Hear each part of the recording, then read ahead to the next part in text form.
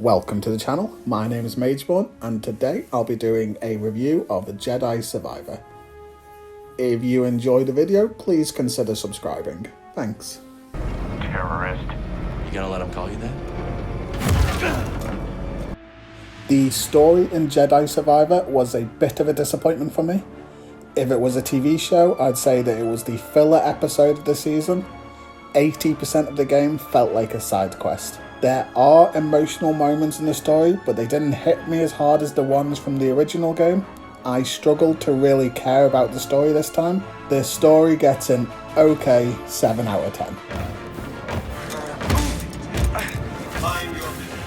Even on Xbox, there were a lot of graphical issues.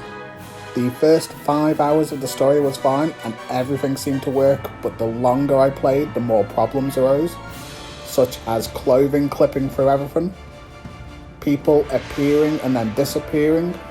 Some of the cutscenes would go all black, then all white, and then back to normal. Apart from these issues, the game can be gorgeous at times. It definitely has the Star Wars feel to it. For me, the graphics get an okay 7 out of 10.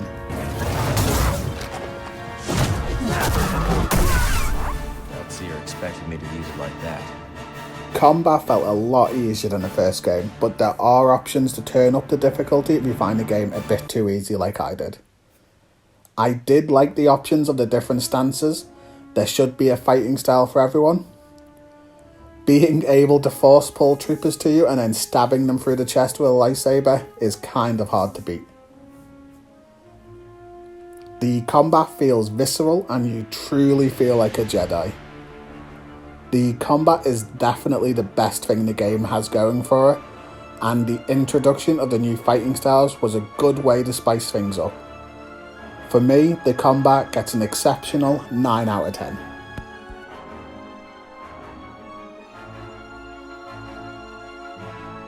The progression systems are pretty basic in Jedi Survivor.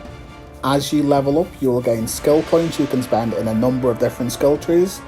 These range from trees to increase your force powers to ones to improve your fighting with a particular stance. I do like RPG elements in my game, so even if they are basic, it's always an added plus for me.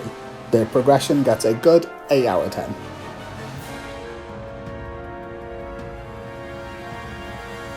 There are a lot of puzzles in Jedi Survivor. These range from ones you need the Force to solve, to platforming puzzles, and even ones utilising special abilities your droid has. None of the puzzles gave me too much trouble, however some do take thinking outside the box to solve. I enjoyed the platforming puzzles the most. Some of the Force abilities and gadgets you get later on to help you solve these puzzles are really fun to use. Puzzles as a whole get a good 8 out of 10.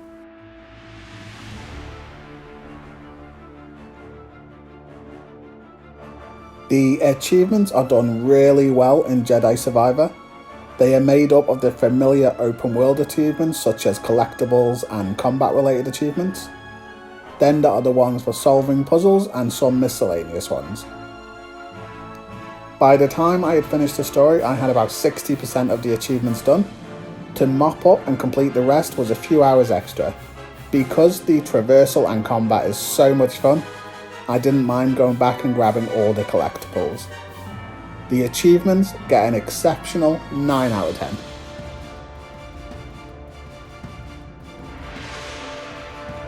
I didn't enjoy Jedi Survivor as much as the first game, and that simply came down to the story. It didn't connect with me as much as the first one. The combat and the Force powers are the saving grace of Jedi Survivor. The general minute-to-minute gameplay is a lot of fun, and even after finishing the story, I wanted to play more. Seeing where the story is going now, I am excited to play the next one. I just wish this one didn't feel pointless for a majority of it. Overall, I would give Jedi Survivor a good 8 out of 10. I would recommend Jedi Survivor to everyone, just maybe not on PC. Thanks for watching, and if you have a game you would like me to review, please leave it in the comments below.